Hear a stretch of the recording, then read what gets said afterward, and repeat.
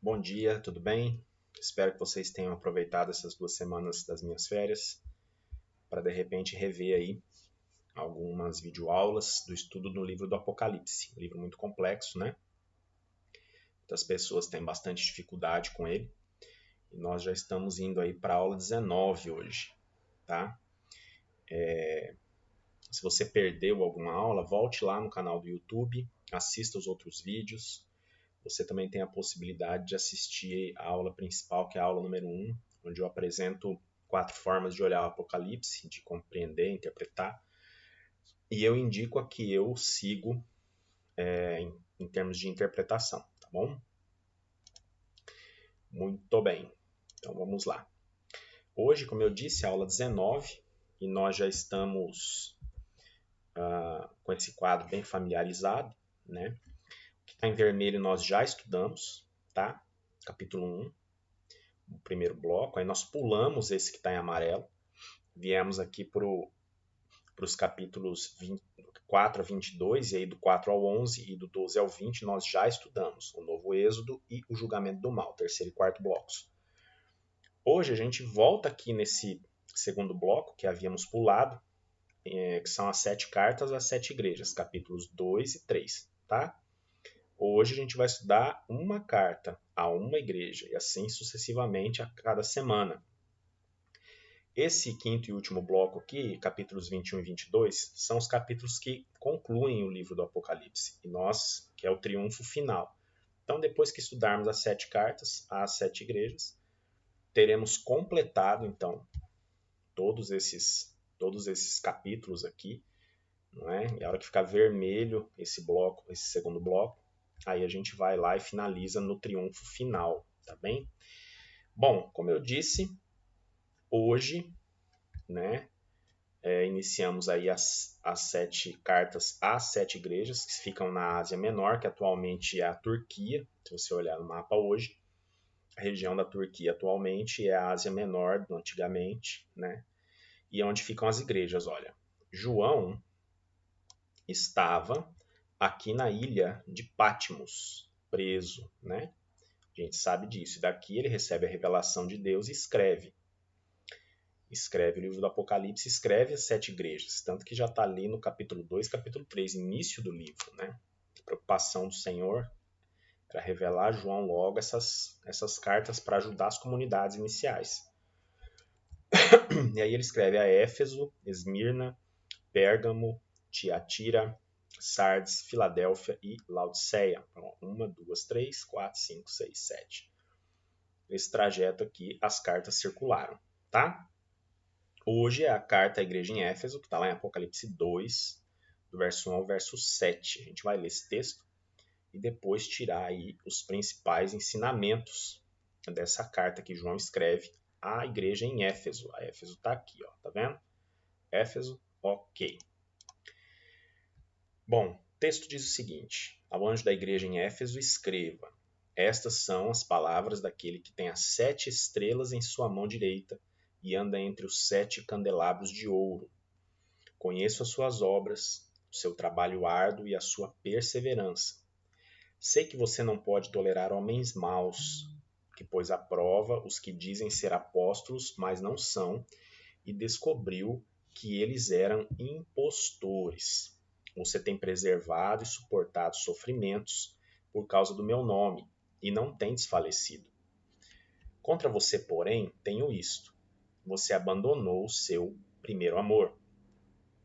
Lembre-se de onde caiu, arrependa-se, pratique as obras que praticava no princípio. Se não se arrepender, virei a você e tirarei o seu candelabro do seu lugar. Mas há uma coisa a seu favor: você odeia as práticas dos nicolaítas, como eu também as odeio. Aquele que tem ouvidos, ouça o que o Espírito diz às igrejas. Ao vencedor darei o direito de comer da árvore da vida, que está no paraíso de Deus. Então, esse é o texto de Apocalipse 2, de 1 a 7, carta à igreja em Éfeso, né? E nós trataremos em 2 sentidos esse texto, para entender essa carta. Uma carta breve, né? Apenas 7 versos.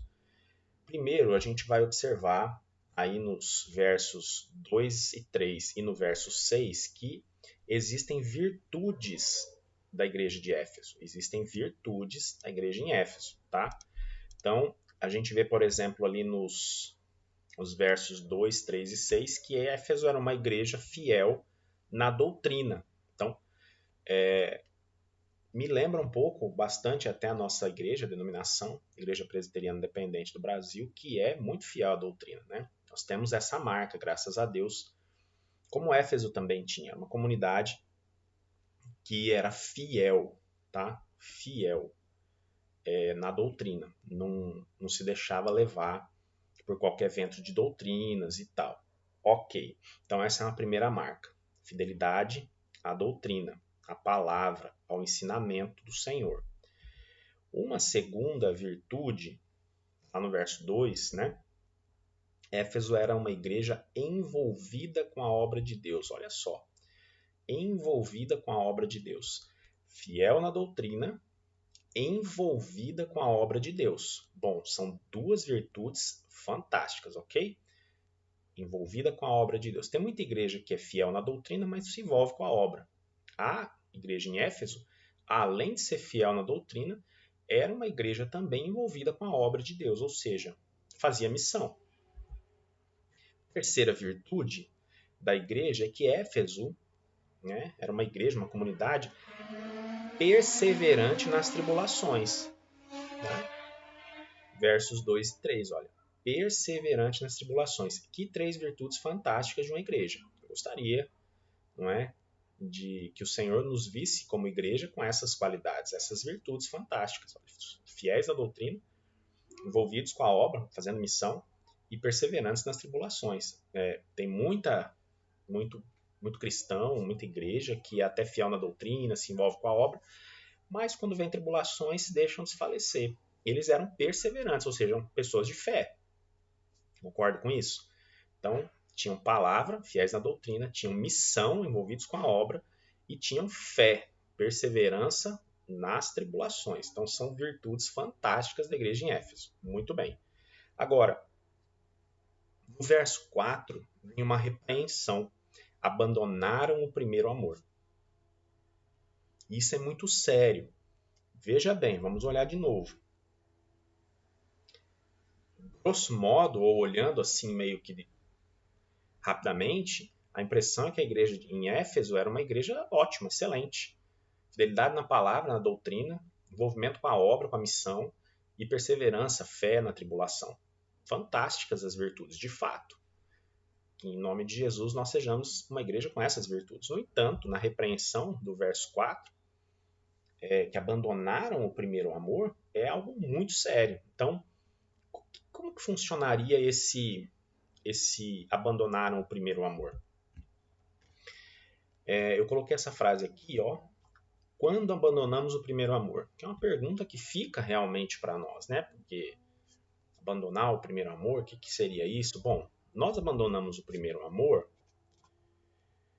quando substituímos o amor a Jesus pela ortodoxia e pelo trabalho. Bom, quando nós substituímos, então, o amor a Jesus pela ortodoxia, ou seja, pelas tradições, pelos ritos, pelas leis e regras, pela doutrina em si. Então, substituir Jesus, o amor a Jesus, até pela própria doutrina e pela missão, pelo trabalho, pelo serviço, significa abandonar o amor inicial. Né? Então, a gente tem que tomar cuidado com isso. A gente também abandona o primeiro amor quando a gente substitui o amor a Jesus pelo zelo religioso. Então, precisamos tomar cuidado com isso. Tem gente que substituiu o amor ao Senhor Jesus pelo zelo religioso, ou seja, nesse caso, nesse segundo quadrado aí do meio, ó, nós estaríamos sendo religiosos fariseus, né? Então, muito zelo religioso, muito cumprimento de ordenanças, de leis e regras, esquecendo o amor a Jesus. E isso significa abandonar o primeiro amor. E terceiro aqui, nós abandonamos o primeiro amor quando examinamos os outros e não examinamos a nós mesmos. Então, quando eu fico julgando o outro, quando eu fico examinando a vida do outro, quando eu fico cuidando da vida do outro e não examinando cuidando da minha própria vida, eu estou abandonando o primeiro amor. Então, quando eu substituo o amor a Jesus pela ortodoxia e pelo trabalho, pelo serviço, pela missão, quando eu substituo o amor a Jesus pelo zelo religioso, religiosidade, farisaísmo, e quando eu fico examinando e cuidando da vida dos outros e não examino e cuido da minha vida. Nestes 3 sentidos, nós estamos abandonando o nosso primeiro amor, como igreja, como servos e servas do Senhor. Muito bem. Versos 5 e 7, então, apresentou virtudes, apresentou a repreensão, não é? Abandono do primeiro amor, a chance de um recomeço. Aí nós temos a chance de um recomeço, e é em 3 sentidos. Primeiro, lembra-te, pois, de onde caíste. Lembra-te, pois, de onde caíste. É muito importante a gente saber em que momento nós nos desviamos do propósito. Nós deixamos de amar Jesus em função de uma doutrina, de uma ortodoxia, de uma religiosidade. Quando que foi o momento que nós tiramos o foco do amor ao Senhor Jesus, da cruz de Cristo, e passamos para focar outras coisas? Quando foi esse momento? Lembra-te, pois, de onde você caiu, tá? Arrepende-te. Não adianta só lembrar onde foi que nos desviamos se a gente não se arrepender desse desvio, desse tirar o foco do que deveria estar sendo focado. E volta à prática das primeiras obras. A chance de um recomeço passa por esses 3 degraus aí, ó. Lembrar de onde a gente caiu, onde é que foi que nós perdemos esse primeiro amor. A ideia do primeiro amor aqui, alguns escritores, inclusive o pastor Hernandes Dias Lopes fala disso, é perder o vigor inicial. Né? Quando a gente entrega Jesus, começa a servir Jesus, a gente tem aquele vigor inicial, aquela vontade de fazer, aquele amor ao Senhor, amor à obra, amor à igreja. E aí os anos vão se passando e a gente vai esfriando isso. Né? Então, perder o primeiro amor é quando a gente esfria esse amor ao Senhor Jesus, o amor à causa, à obra, à igreja. E aí a gente começa a frequentar a igreja só no piloto automático, que a gente deixou esfriar isso. A gente tem que lembrar quando foi que isso aconteceu, para que então possamos nos arrepender disso, porque isso é errado, desagrada o Senhor. Né? A repreensão é essa, abandonou o primeiro amor, apesar de ter tantas virtudes. E, por fim, precisamos voltar à prática das primeiras obras. Que primeiras obras? Primeiras obras cheias de vigor, de amor a Jesus, de amor à obra, de amor à causa, de amor à igreja. Precisamos ter de novo esse vigor. Então, lembrar de onde caiu, arrepender e voltar à prática das primeiras obras. Tem uma música muito linda que a gente canta na igreja, Quero Voltar ao Início de Tudo, não é? Reencontrar-me contigo, Senhor, e assim vai. Primeiro amor, né? E aí no coro da música diz, quero voltar ao primeiro amor, né? E nós precisamos retomar esse vigor inicial, senão a gente não vai viver e seguir como igreja. E aí, um verso para a gente refletir, 1 Coríntios 13, verso 3, ainda que distribuísse toda a minha fortuna para sustento dos pobres, e ainda que entregasse o meu corpo para ser queimado, e não tivesse amor, nada disso me aproveitaria. Se não tiver amor, de nada vale. 1 Coríntios 13, 3. Espero que tenha ficado claro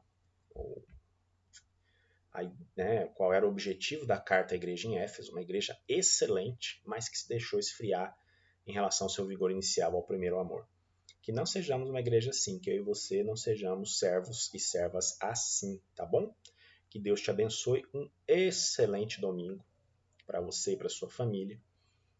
E eu espero te encontrar mais à tardezinha à noite no nosso culto presencial e também será transmitido pelo Instagram com a live online, ao vivo, tá bom? Deus abençoe você, a sua família. Na próxima semana a gente vem com uma segunda carta, tá bem? Deus abençoe e até o nosso próximo estudo com a graça do nosso Senhor e Salvador Jesus Cristo. Que Ele continue nos abençoando, que possamos continuar compreendendo, não é? Entendendo, crescendo, que assim a gente vai agradar ao Senhor.